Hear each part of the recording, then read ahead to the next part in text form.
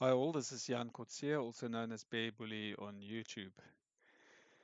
So we have updated the spreadsheet and we've now got drawdowns as a feature and the ability to include and exclude algos and see what changes that makes to the drawdowns of the portfolio. Before we jump over to that, I just would like to highlight a change that I made to the profit calculation of the dollar yen pair. Given that there is currency translations included, we had to do a slight variation in the formula. This now means that the algo is the number one performing algo. Um, I'm still going to exclude it for my future construct because I know that this current interest rate environment in the US is not going to be leading to a good bullish performance in this currency pair. And this algo really only does well when it is a bull market. All right, so let's go to the algo selection. Now I ran through a couple of permutations. So first we had to obviously create the benchmark, which is including all the algos, and see where that gives us, what that would give us. It gave us a drawdown of $9,992, 24.15 risk to reward uh, factor for the portfolio and a profit of 241,000. So when I looked at each algo's risk to reward and the drawdown that it added, I could tell which ones not to include. Um, so I then ran through this second set of permutations, and you can see that. Okay, so let's just see here. So here we in the baseline we got a max risk to reward for the portfolio of 28.9. Um, this one ends up at 25.61, where we exclude all these pink ones and so on.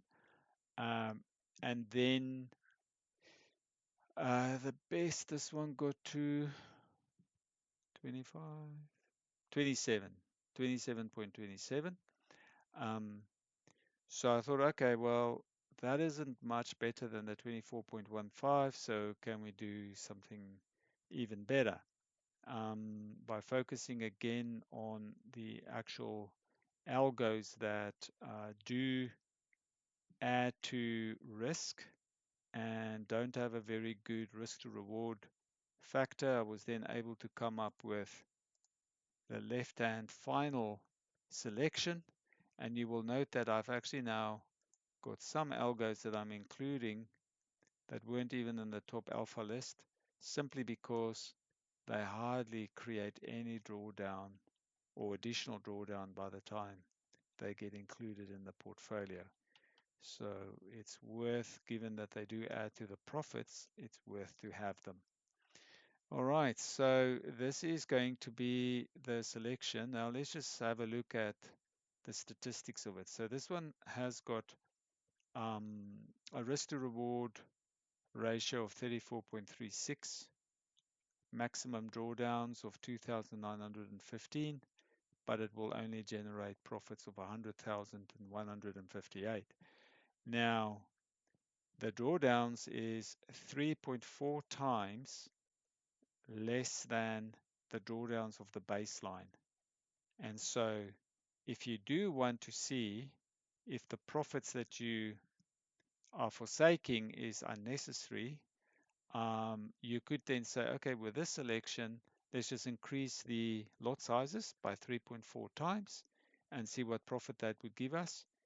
And given that this profit of 343,000 is better than the 241,000, it tells me that this selection gives me better diversification, better profitability. Everything is just better with the selection. So um, and that is basically the moral of the story. Now, feel free to run through your own permutations and tests. Basically, what you have to do is you start by making all of them zero except the first one. And then as you add one into one, you will have to ensure that this formula gets hard-coded. So right now, okay, I don't have this formula. So right now, this formula should be equals process that. Okay, and then all you need to do is copy this back up so that it is all referring to that cell. Obviously, it has to be locked before we copy it. And then, yeah, so drag that up, make them a formula again. As you change that to a 1, this will update. And then you paste that as a value, and then you add the next one, and so on and so on. So you just do that over and over until you've done all the ones that you want. Okay, I trust that's clear, but have a play and let's see what questions you have. I'll be answering them on the Discord channel. Thank you and have a good one.